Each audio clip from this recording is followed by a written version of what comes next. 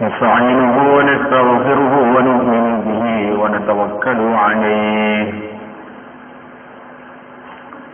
ونعوذ به من شرور أنفسنا ومن سيئات أعمالنا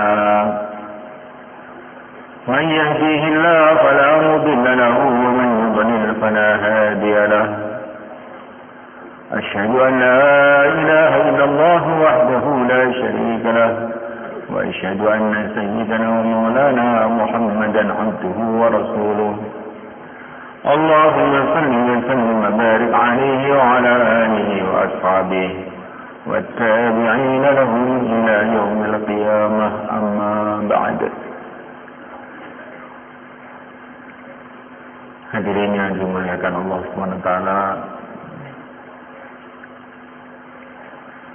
perkara yang paling penting dalam kehidupan kita ini, kita harus punya kefahaman yang benar.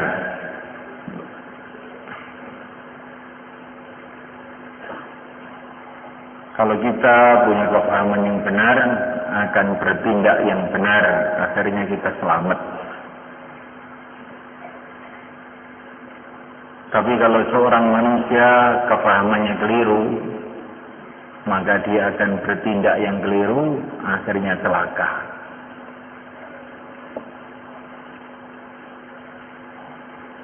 Bagaimana orang kalau punya kefahaman bahwa obat adalah racun, racun adalah obat, tentu dia akan celaka. Dia akan membuang obat, makan racun. Bagaimana kalau orang punya kefahaman musuh dianggap teman, teman dianggap musuh, maka dia akan merangkul musuhnya dan dia akan memerangi temannya. Maka kefahaman yang benar ini adalah penting. Kefahaman yang pertama yang harus lurus, kalau tidak ini sangat-sangat berbahaya, adalah kefahaman bahwa pencipta alam semesta ini adalah Allah. Penguasa alam semesta ini hanyalah Allah.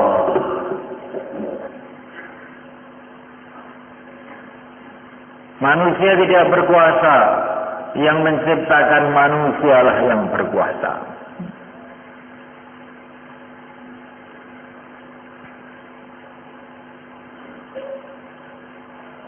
Manusia betul-betul tidak berkuasa. Kalaupun manusia itu bagaimanapun pandainya, bagaimanapun hebatnya, sebetulnya itu hanya dipandaikan oleh penciptanya, dihebatkan oleh penciptanya.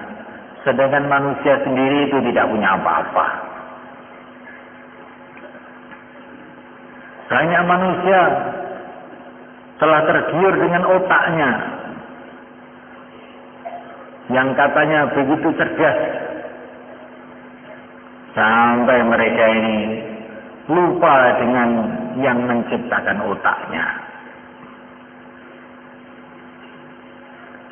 Banyak manusia membanggakan dunia ini sampai lupa kepada yang menciptakan dunia.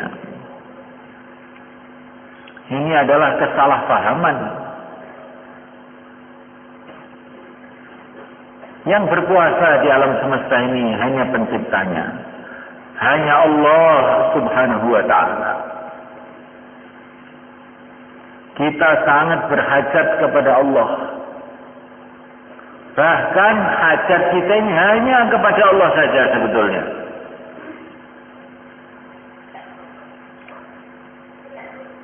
Allahus Samad. Allah lah hajat kita yang sebenarnya. Kita pergi ke sawah, perasaan kita hajat kepada sawah. Sebetulnya tidak. Ini satu kesalahan paham saja. Sebetulnya kita ini hajat kepada yang menciptakan sawah. Kalau Allah tidak menciptakan sawah, tidak menumbuhkan tumbuh-tumbuhan yang ada di sawah kita, tidak mendatangkan airnya, tidak mendatangkan anginnya. Bagaimana? Kalau kita bisa merasa hajat kepada sawah, hajat kamu itu kepada yang menciptakan sawah. Kita berhajat kepada dokter, hakikatnya tidak. Kita ini berhajat kepada Allah yang menciptakan dokter itu, yang memberikan ilham-ilham kebaikan kepada dokter itu, sehingga mengobati bisa dengan cara yang benar. Kalau Allah menyesatkan dokter itu, maka mau ngambil obat keliru, sehingga yang diambil malah obat tikus, kamu malah mati. Jangan rasa hajat kepada dokter, hajat kepada yang menciptakan dokter. Begitu semua hal sebetulnya begitu. Hajat kita itu kepada Allah sebetulnya.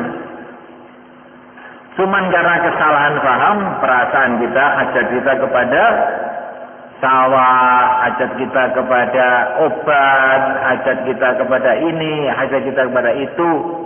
Hajat kita sebenarnya hanya pertolongan Allah SWT.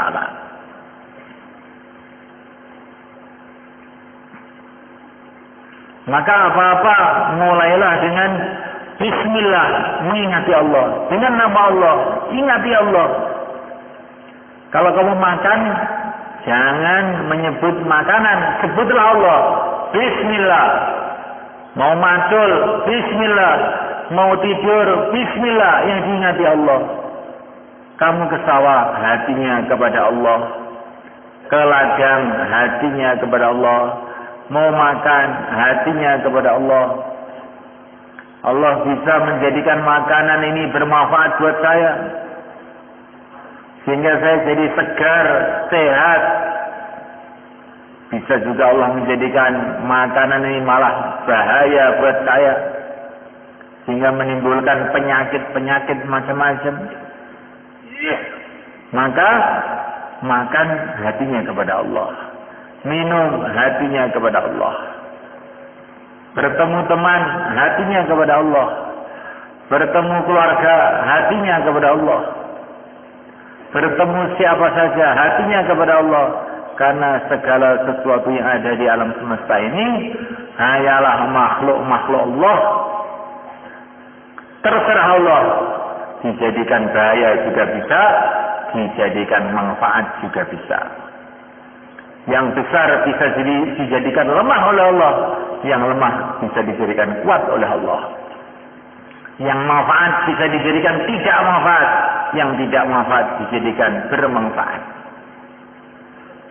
Nah ini semua Allah Ta'ala, orang itu memahami perkara seperti ini, itu kalau dia ini sibuk di dalam dakwah, di dalam perjuangan agama, nanti dia ini akan paham lama-lama. Sebagaimana diceritakan Sayyidina Abu Bakar As-Siddiq radhiyallahu ta'ala anhu mengadakan perjalanan hijrah dipimpin yang mulia Nabi Agung Muhammad sallallahu alaihi wasallam, meninggalkan Makkah Al-Mukarramah, naik ke Gua Thur, diburu seluruh pasukan-pasukan elit Mekah, memburu baginda Nabi dengan Sayyidina Abu Bakar ini. Keduanya masuk di Gua Thur. Maka Allah Subhanahu wa taala ingin memperlihatkan kepada umat, bagaimana kalau Allah itu menginginkan, jika Allah SWT menghendaki untuk melindungi seseorang, mudah saja bagi Allah. Allah tidak mendatangkan singa, Allah tidak mendatangkan ular, Allah tidak mendatangkan malaikat-malaikat. Allah datangkan melandingan sarang laba-laba. Laba-laba itu bukan disuruh perang oleh Allah, juga tidak. Kamu bikin rumah di pintu gua itu, sudah itu toh. Sudah kamu diam aja di situ. Pasukan-pasukan elit Quraisy datang sampai di depan pintu gua, Maka sebagian mengatakan kita masuk gua itu, barangkali Muhammad ada di dalam situ. Maka yang lain, oh nggak mungkin, ini loh ada sarang laba-laba di sini. Ini Muhammad belum lahir sudah ada di sini katanya. Kita percuma aja masuk ke situ. Tapi ini bekas-bekasnya ini, melihat bekas-bekas telapak tangan itu masuk ke sini itu. Muhammad dengan Abu Bakar itu. Tapi pimpinan pasukan elit ini tertawa, goblok. Kalau Muhammad masuk ke sini ya sarang laba-laba ini sudah hilang. Pulang. Percuma aja ke sini. Bagaimana Allah melindungi baginda Nabi menghadapi pasukan-pasukan Quraisy itu? Tidak perlu pedang, tidak perlu tombak, tidak perlu pasukan. Disediakan laba-laba, dan laba-laba itu juga tidak suruh apa-apa, suruh membuat rumah aja di situ. Cukup. Kalau Allah sudah menghendaki seseorang selamat, laba-laba pun sudah cukup. Setelah itu, baginda Nabi berjalan menuju Madinah, tiba-tiba diburu oleh pendekar Arab namanya Suraqah. Nabi tenang aja, baca Quran aja.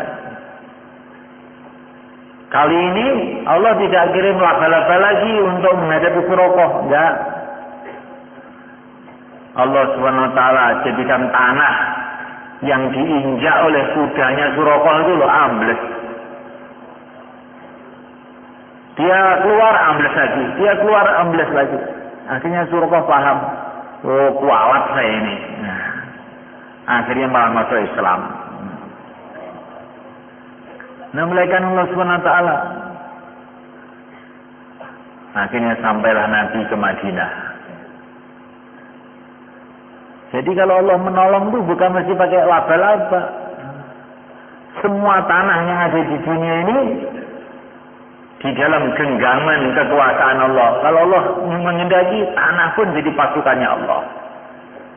Laba-laba pun jadi pasukannya Allah. Sekarang Nabi sampai ke Madinah, disambut orang-orang Madinah. Tala'al badru alaina min thaniyatil wada'. Berbondong-bondong orang Madinah menyambut baginda Nabi. Masya Allah. Sehingga lantunan lagu orang Madinah itu sampai sekarang dihafalkan oleh umat Islam. Karena begitu sangat-sangat sekali mengesan. Melainkan Allah SWT. Hari berganti hari, bulan berganti bulan. Orang Mekah masih ngamuk terus. Memerangi orang Islam terus. Tetapi Allah Subhanahu wa Ta'ala menghendaki memberikan pelajaran kepada kita manusia ini, bahwa manusia betul-betul tidak berkuasa apapun. Tiba-tiba tokoh-tokoh Quraisy yang memerangi Nabi, Khalid bin Walid, tiba-tiba masuk Islam. Tokoh politik Quraisy, Amr bin As, masuk Islam. Satu persatu masuk Islam. Akhirnya hampir semua masuk Islam semua. Jadi orang itu kalau dimarahi orang itu nggak usah ingat sama orang itu. Bismillah. Ingat sama Allah. Allah berkuasa menjadikan orang marah. Allah berkuasa menjadikan orang tidak marah. Orang Quraisy semua mengusir Nabi. Akhirnya semua jadi sahabat Nabi. Jadi pembela-pembela Nabi. Jadi pejuang-pejuang. Kenapa? Ya karena Allah merubah hatinya. Jadi semalakan Allah SWT, manusia itu sampai hatinya sendiri pun tidak bisa dikuasai oleh dia. seorang tokoh Mekah datang di depan Ka'bah, bersumpah, dihitung jari, demi Allah, demi Allah, demi Allah, demi Allah, saya tidak akan masuk Islam, saya tidak akan ikut Muhammad, katanya dia. Sumpah-sumpah di depan Ka'bah. Setelah selesai sumpah, terus jalan aja ke Madinah masuk Islam. Aneh rasanya kan. Sampai ke depan Rasulullah, ya Rasulullah, saya tadi sudah sumpah-sumpah di depan Ka'bah tidak akan masuk Islam, kok malah ke sini. Ya, tadi saya doain, semoga Allah datangkan kamu ke sini. Allah datangkan, kamu datang. Jadi semulaikan Allah Ta'ala, manusia itu betul-betul tidak punya kuasa apa-apa.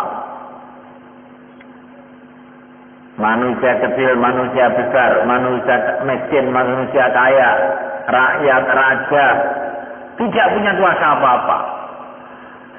Semua hanya makhluk-makhluk Allah. Tidak bisa buat apa-apa tanpa Allah. La haula wa la quwwata illa billah. Tidak ada usaha, tidak ada kekuatan tanpa Allah. Ini iman harus mantap betul mereka. Karena memang dunia ini dijadikan oleh Allah SWT itu dipenuhi dengan asbab-asbab. Orang makan ada asbabnya, sawah, ladang. Ini ada asbabnya, ini ada asbabnya. Padahal semuanya itu hakikatnya Allah Subhanahu wa Ta'ala yang menciptakan asbab. Tapi ini Allah menguji manusia. Kalau orang itu pikirannya bodoh, kalau orang itu imannya lemah, maka dia akan yakin kepada asbab, yakin kepada benda-benda. Tapi kalau orang itu pikirannya cerdas, imannya lurus, dia tidak yakin dengan benda-benda, yakin kepada yang menciptakan benda. Itulah makna la ilaha illallah. Nah, oleh karena Allah Subhanahu wa Ta'ala, umat ini diuji oleh Allah dengan macam-macam ujian. Ujian pertama, katanya para ulama, itu adalah berhala. Ini ujian pertama. Ini berhala ini juga banyak orang sesat sebab berhala ini. Mulai zaman dulu sampai sekarang, orang pada yakin kepada berhala, menyembah berhala, menyembah benda-benda. Nah, orang Jepang itu katanya orang pinter, tapi Allah Subhanahu wa Ta'ala belum kasih hidayah, maka menyembah berhala. Kaisar Hirohito itu punya berhala gede sekali, tiap hari sujud di situ. Manusia yang punya otak malah sujud kepada batu yang tidak punya otak. Orang India yang pandai-pandai, mereka itu malah sujud kepada sapi. Orang India itu dulu terkenal pandai-pandai. Masya Allah, ahli-ahli filsafat India itu buku-bukunya terkenal seluruh dunia. Namanya Allah Ta'ala. Tetapi ketika iman tidak ada, aneh yang terjadi itu, malah nyembah sapi. Seorang tokoh politik India yang baru-baru saja mati zaman tahun 40-an itu, dia menulis dalam bukunya, itu lucu sekali bukunya itu. Ini tokoh nasional.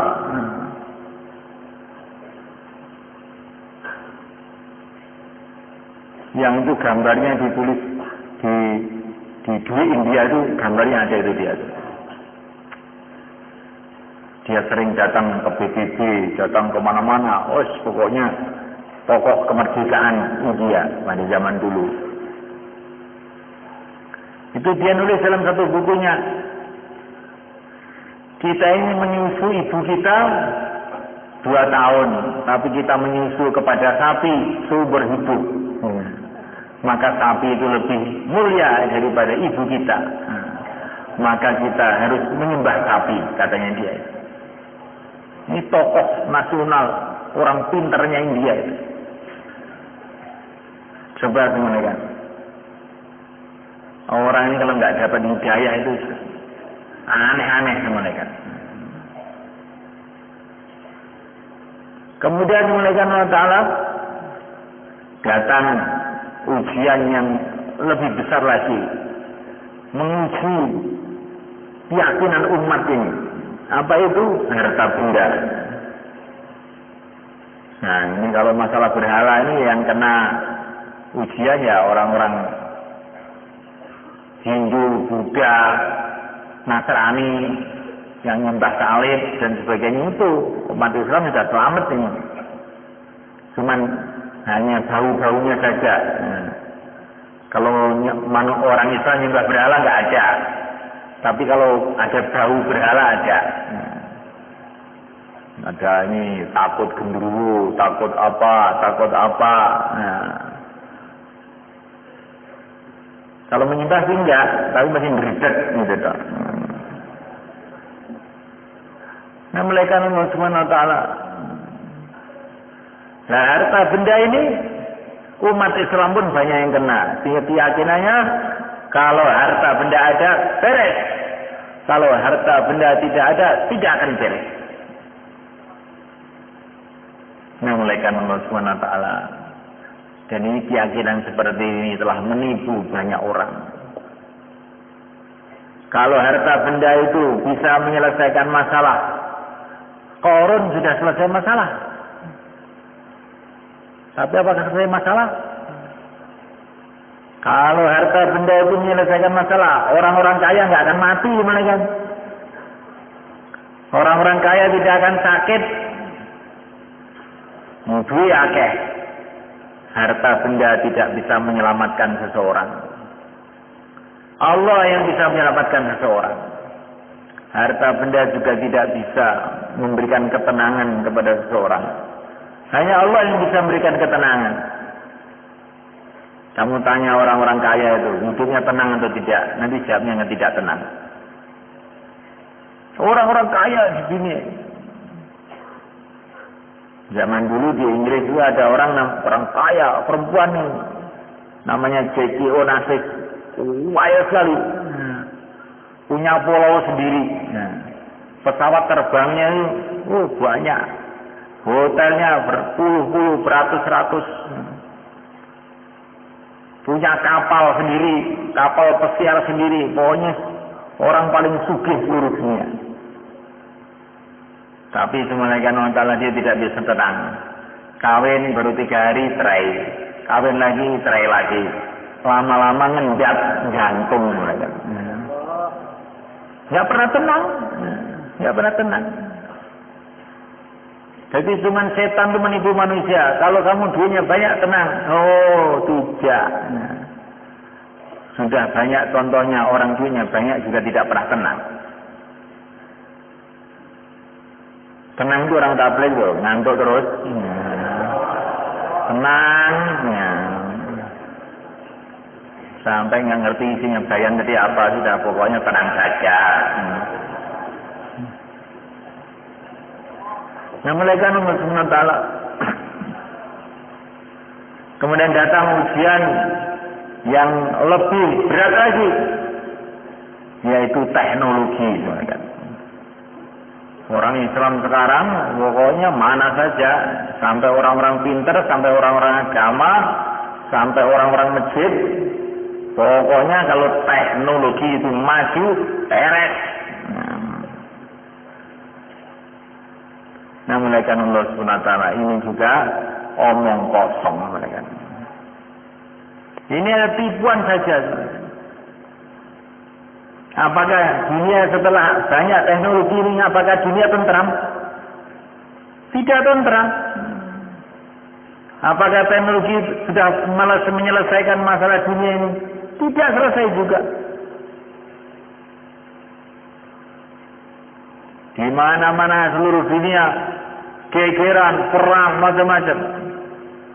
Hari-hari beribu-ribu dicetak sarjana ekonomi. Apakah ekonomi selesai? Tidak. Tambah resesi ekonomi di mana-mana. Di mana-mana dicetak sarjana politik. Apakah politik jadi tertata? Tidak. Malah amburadul tidak karu-karuan. Tidak. Teknologi tidak menyelesaikan masalah. Namaikan Allah Ta'ala. Nanti akan ada ujian yang lebih berat lagi, yaitu Dajjal. Dajjal ini semuanya kan, katanya para ulama, seluruh keajaiban yang Allah berikan kepada makhluk ini dikumpulkan oleh Allah kepada Dajjal semua untuk menguji manusia ini. Keampuan teknologi, keampuan dukun-dukun, tukang sihir, keampuan, pokoknya keampuan apa saja jadi Allah kasihkan pada Dajjal untuk menguji manusia ini. Dajjal ini jalan-jalan di kuburan, berteriak, orang-orang kuburan, bangun! Nah, bangun semua. Nah, semua pada ngomong, ini Tuhan kita, Dajjal ini, katanya orang-orang yang baru bangun itu. Padahal yang bangun itu setan sebetulnya. Tapi memang sudah berkomplot dengan Dajjal tadi itu. Macam-macam. Dia lewat di tempat-tempat pertambangan. Keluar emas, keluar perak. Emas, perak keluar. Nggak ada hujan. Hujan. Langsung datang hujan. Hujan datang, stop, langsung berhenti.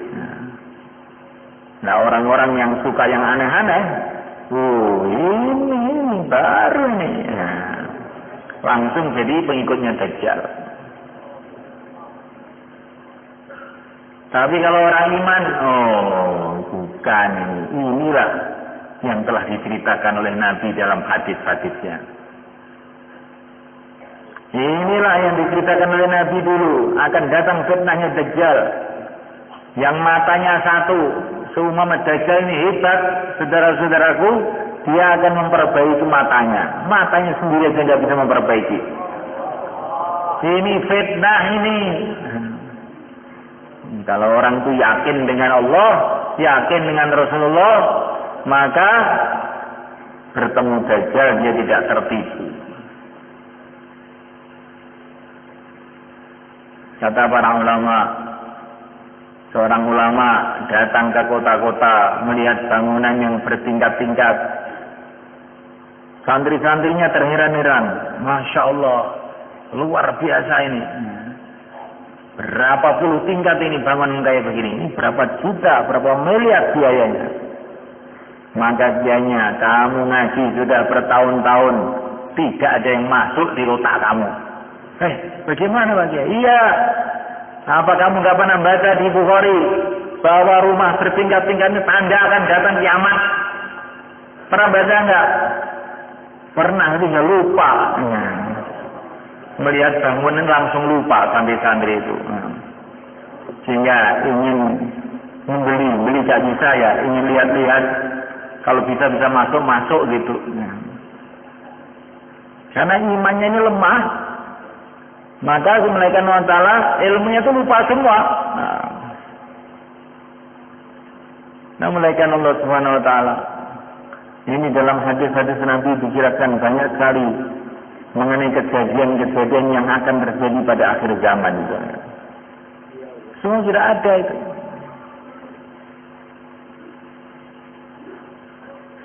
Nah, malaikat Allah Ta'ala lah, kalau orang itu punya yakin kepada Allah, yakin dengan berita Rasulullah, melihat keadaan zaman sekarang ini, dia cuma mengatakan shadaqa Rasulullah. Benar apa yang dikatakan Rasulullah itu benar. Seorang ulama menulis kitab namanya Ahaditsu Sayyidil Mursalin fi Hawaditsi Qarnil Isrin. Hadis-hadisnya Nabi Sayyidul Mursalin yang bercerita mengenai kejadian-kejadian abad 20. Di situ sudah ada, Nabi sudah menjelaskan mereka. Akan adanya HP, itu sudah ada di situ. Adanya telepon, sudah ada di situ. Adanya pesawat terbang, sudah diceritakan di situ oleh Nabi. Walaupun namanya tidak seperti nama kita, belum ada namanya zaman Nabi, tapi isinya maksudnya itu. Maka kalau orang itu paham ilmu-ilmu agama, membaca hadis Nabi, maka zaman sekarang itu tambah ingatnya pada akhirat. Kiamat wis arep teko. Kiamat sudah dekat ini. Tapi kalau orang yang tidak tahu berita-berita dari Nabi, oh ini zaman modern. Ini agama ini zaman unta. Ketinggalan zaman. Kok ketinggalan zaman bagaimana? Sekarang yang kamu katakan zaman modern itu, pabrik mana yang sudah bisa membuat unta? Zaman sekarang, zaman dulu sama saja. Bikin unta juga nggak bisa. Apalagi bikin unta. Bikin satu sayap nyamuk pun nggak bisa manusia itu. Nggak ada perkembangan apa-apa.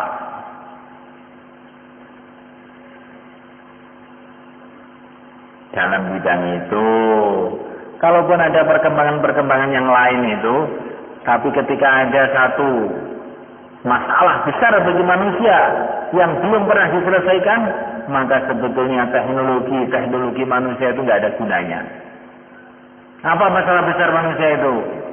Di dunia ini ada makhluk yang namanya kematian. Ketika ada makhluk yang namanya kematian itu, manusia itu walaupun bisa sundul langit, walaupun pinternya bagaimana, canggihnya bagaimana, kosong, belum, nggak ada yang pantas untuk dibangga-banggakan. Coba kembalikan, apa gunanya itu teknologi? Apa itu gunanya kemajuan? Apa itu gunanya pesawat-pesawat? Apa itu gunanya ini, gunanya itu? Kalau kematian sudah datang kepada manusia, nggak ada gunanya apa-apa. Belum, kosong. Walaupun bisa naik ke bulan katanya, tidak lama kemudian juga turun ke kuburnya masing-masing. Sama saja, nggak ada gunanya apa-apa. Maka yang membanggakan dunia ini hanyalah orang-orang yang tidak berpikir saja. Kalau orang berpikir, alah dunia apa, pol-pol ya mati. Hebatnya kayak apa? Jadi presiden, jadi raja. Akhir-akhirnya setelah diangkat jadi raja, diangkat ke kuburannya. Podo sama aja. Apa yang dibanggakan orang itu? Ketika sudah ditentukan oleh Allah hidup di dunia ini 60 tahun, 70 tahun, itu apa yang mau dibanggakan itu? Apa yang mau dibanggakan? Tidak ada yang pantas dibanggakan. Satu-satunya yang bisa kita harapkan hanya bila hati dipenuhi dengan yakin kepada Allah, kemudian sibuk siang malam taat kepada Allah, sehingga mati dapat ridha Allah, masuk dalam surga Allah. Itulah satu-satunya yang diharapkan oleh orang-orang yang berpikir.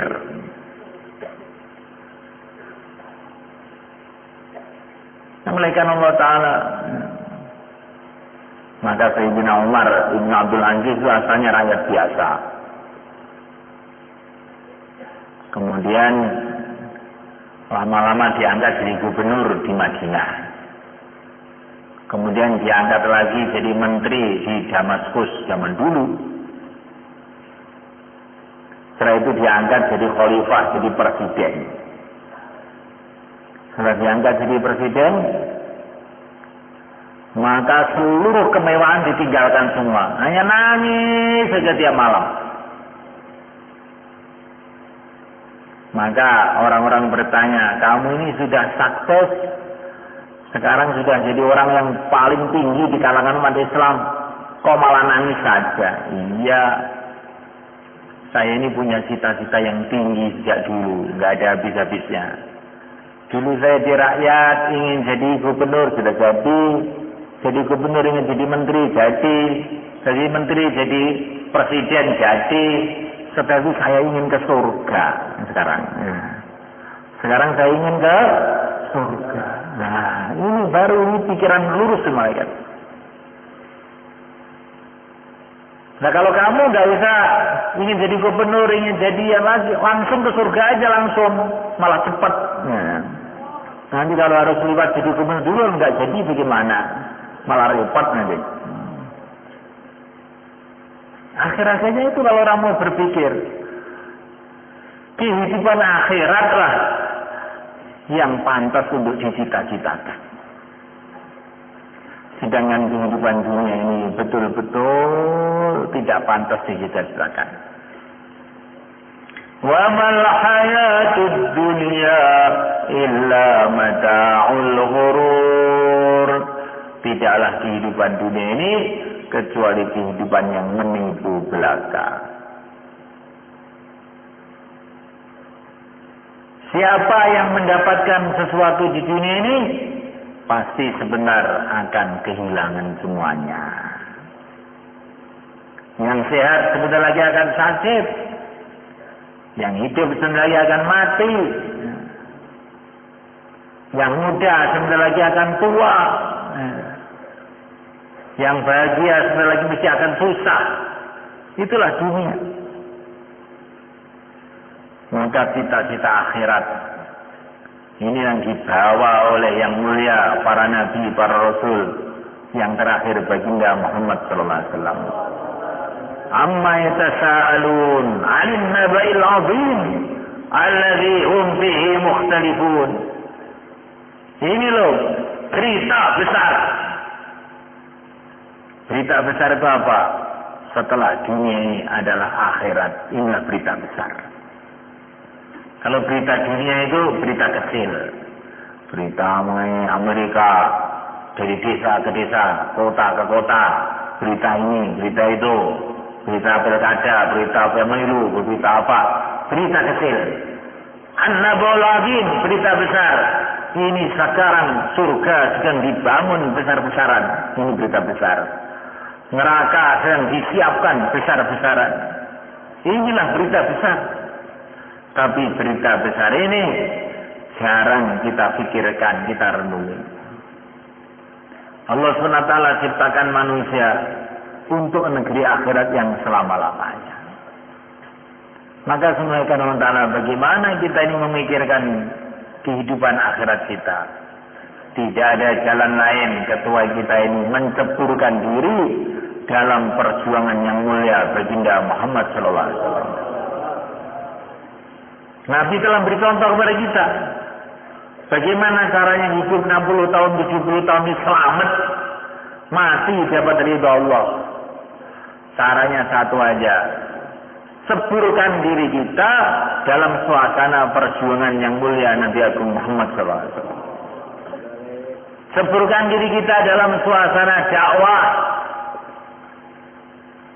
Suasana ta'lim wa ta'alum. Suasana ibadah, suasana akhlak yang baik. Maka nanti tanpa terasa hati berganti hari, hati tambah hari, tambah dekat kepada Allah. Sehingga mati dalam ridha Allah. La ilaha illallah. Namun Allah SWT, kalau orang itu sibuk dengan dunia, ya akhirnya pengalamannya pengalaman dunia.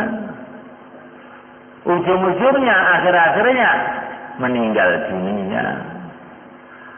Tapi kalau orang itu sibuk dalam agama, maka dapat pengalaman agama. Tambah hari, tambah yakin kepada Allah. Tambah cinta kepada Allah. Tambah tunduk kepada Allah. Sehingga mati tersenyum-senyum. Ghadan nalqal ahibbah Muhammadan wa hizbah. Sebentar lagi akan berjumpa dengan kekasih-kekasihku Nabi Muhammad bersama sahabat-sahabatnya. Itulah nyanyiannya sahabat Bilal ketika mau wafat. Mati cuma sekali saja semuanya kan. Bagaimana mati kita ini seperti matinya orang-orang mulia itu. Maka dikatakan oleh para ulama, sibuklah kamu dalam agama. Kalau kamu tidak mau sibuk dalam agama, kamu akan sibuk juga. Tapi bukan dalam agama. Matilah kamu dalam mencari ridha Allah.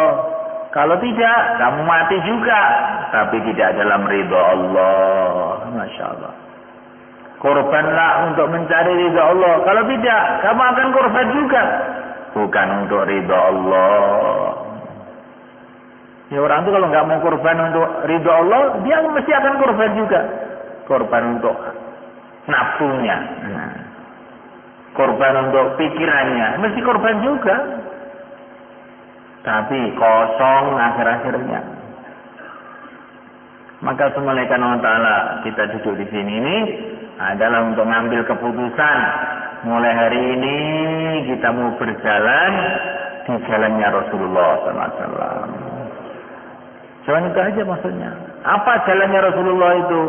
Qul hadhihi sabili ad'u ila Allah ala basiratin ana wa man ittaba'ani. Inilah jalan hidupku, yaitu mengajak manusia kepada Allah. Jalan hidup Nabi itu jalan dakwah. Nanti kalau dakwah ini kita hidupkan, siang malam kita dakwah, memikirkan bagaimana umat mengenal Allah, umat mengamalkan sunnah Nabi, umat mengamalkan agama Allah, maka ini sudah menjadi tertib Allah.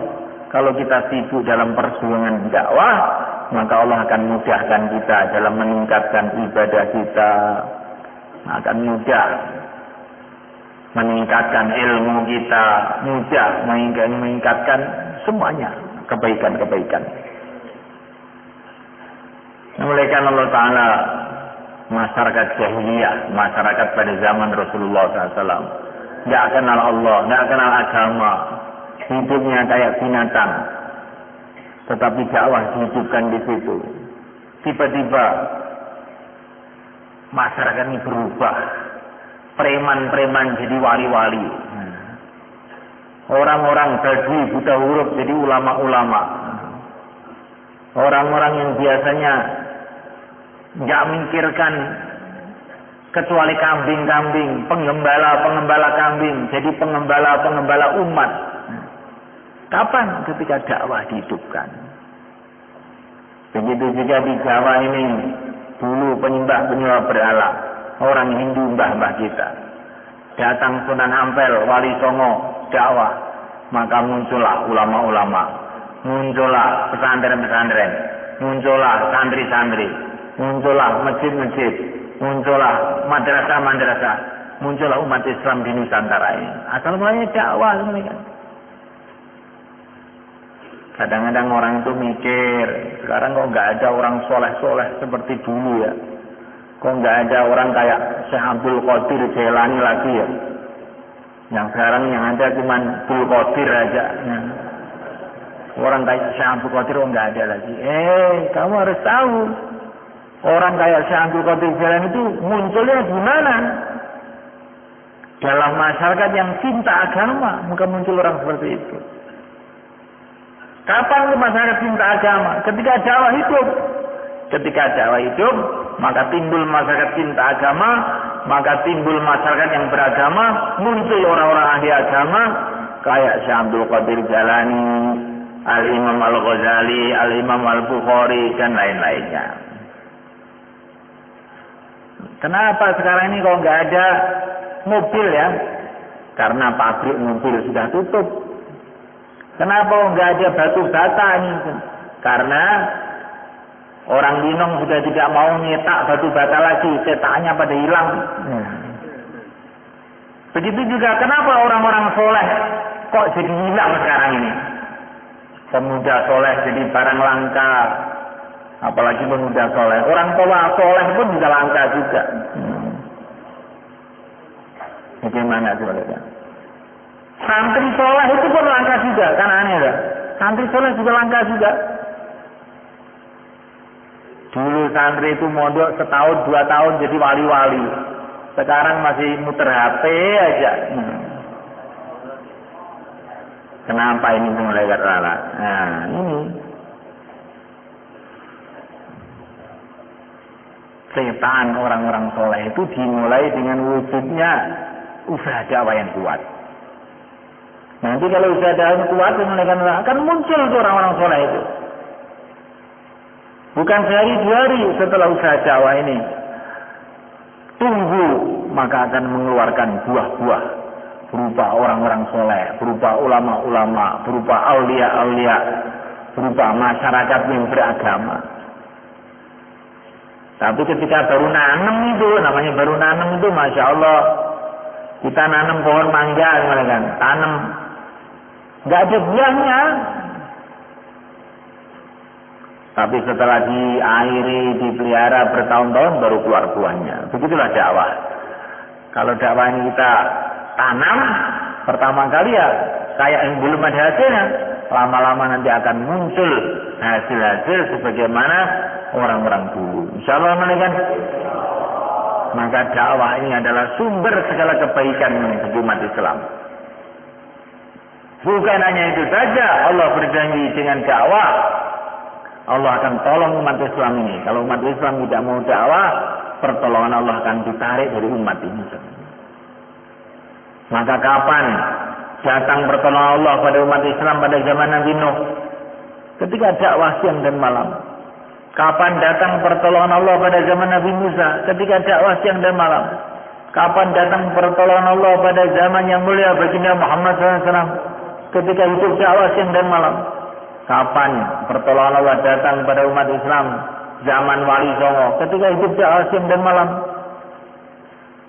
Sekarang ini juga begitu semuanya.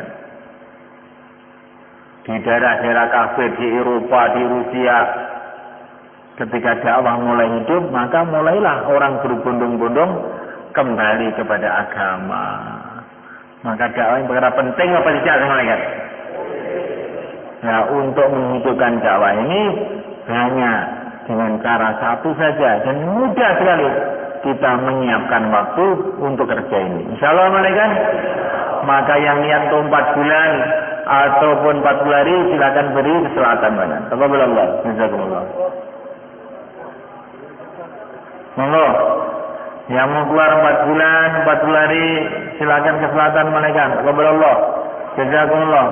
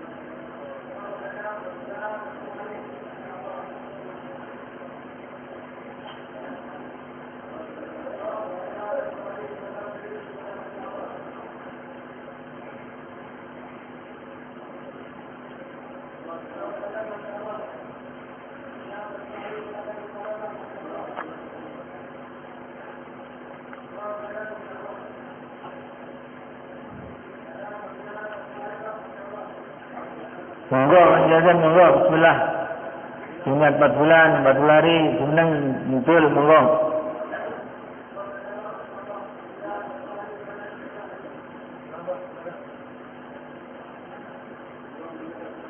Zaman ini Bang Ye, kalau matur jenengan, pokoknya yang jenengan itu tenanan dakwah, klerot karo mbake zaman iki, ngono. Mboten karo-karoan fitnah zaman iki. Mula dikandikane dening para ulama, dakwah kuwi kaya kapale Nabi Nuh. Kapale Nabi Nuh wis numpak ya selamat, sing gak ya terus pentir. Nah, sementara iki zaman iki wong kaya apa ibate kok mboten bareng-bareng murid-murid dakwah teng masjid-masjid ngoten nggih terus klerut karo keadaan iki. Tambah loyo ngoten wis ngoten niku pun.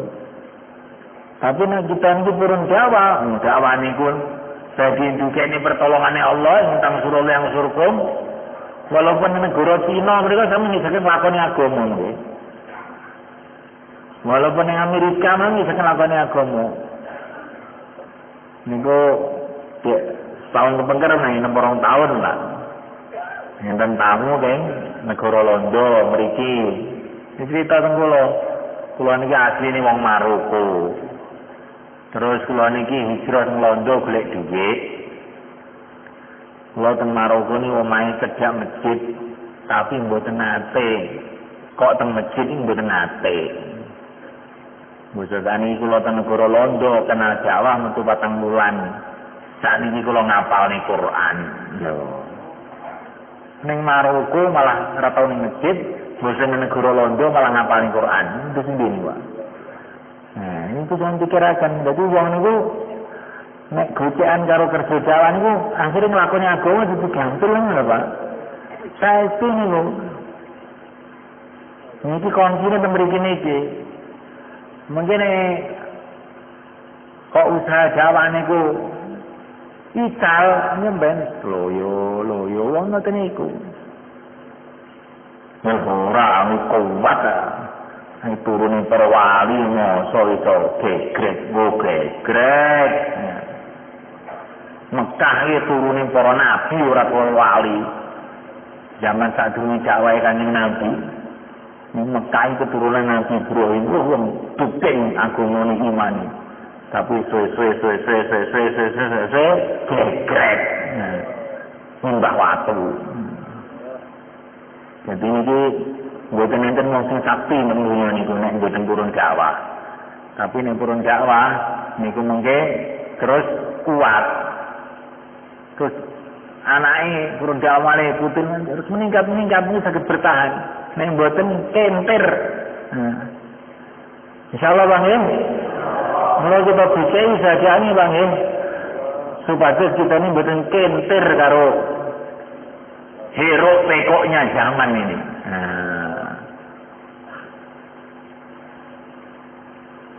Yang belum keluar, bagaimana masjidnya dihidupkan amalan masjid, tiap hari 2,5 jam, tiap hari taklim, tiap hari musyawarah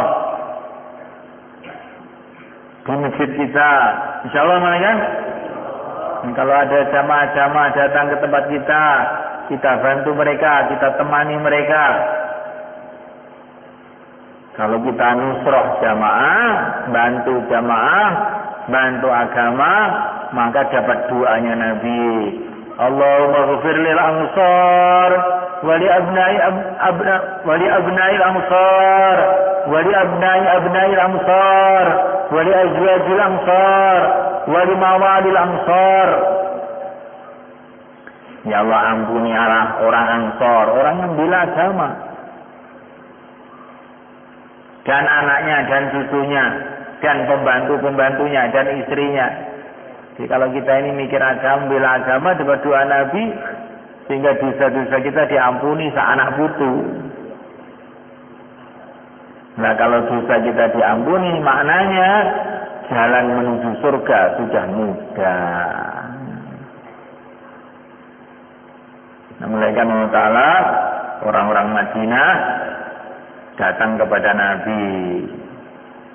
Sebelum datang mereka musyawarah, kita mau minta doa kepada Nabi supaya di Madinah ini Allah keluarkan sungai-sungai seperti di Mesir, seperti di Syam, sehingga subur makmur Madinah ini. Gak usah repot-repot garap sawah di Madinah. Setelah orang Ansor ini datang ke Nabi, maka Nabi mengatakan sebelum mereka berkata apa-apa, orang-orang Ansor, silakan sini. Selamat datang. Kamu minta apa saja, saya kasih. Maka orang Ansor ketika mendengar Nabi mengatakan begitu, sebentar, kita musyawarah lagi. Nabi sudah mengatakan apa saja kita minta, Nabi akan kasih. Dan nanti kalau doa mesti diterima oleh Allah, nggak mungkin tidak. Kalau kita minta sungai itu kok rugi dong, saya kira. Kita ini tanpa sungai juga sudah hidup. Harus minta apa? Minta supaya Nabi mohon ampun kepada Allah untuk kita. Maka mereka datang lagi pada Nabi, ya Rasulullah, kami mohon ya Rasulullah, kami dimintakan ampun kepada Allah. Dimintakan ampun kepada Allah. Tahun berganti tahun, agama terus menyebar kemana-mana. Akhirnya apa yang terjadi di Madinah tidak ada sungai, tapi sungai Nil yang ada di Mesir akhirnya jadi milik orang Madinah. Sungai Furat yang ada di Syam jadi milik orang Madinah. Ini kata para ulama pelajaran, kalau orang itu mikir agama, dunia pun katut. Orang Madinah asalnya mau minta sungai, nggak jadi, minta diampuni oleh Allah. Akhirnya Madinah tidak ada sungai, tapi sungai di mana-mana, di Mesir, di Syam, diserahkan oleh Allah pada orang Madinah. Masya Allah. Orang itu kalau mikir agama, dunianya katut sebenarnya. Tapi kalau orang mikir dunia, agamanya ketiwar. Maka kita mikir agama. Insya Allah menekan. Sekarang 33:44, apa yang kita dengarkan tadi diulang-ulang menekan.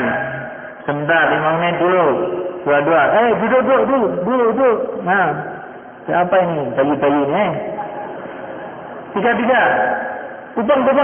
Nah, apa yang kamu dengar tadi diulang. Coba, apalah apa enggak?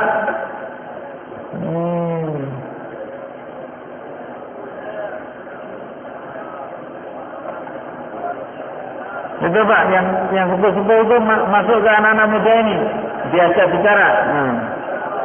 Baik, kamu juga. Itu anak-anak muda ini.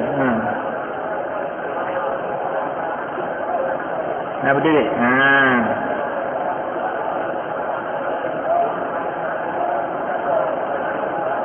Bukan situ, kayak situ loh. Situ loh.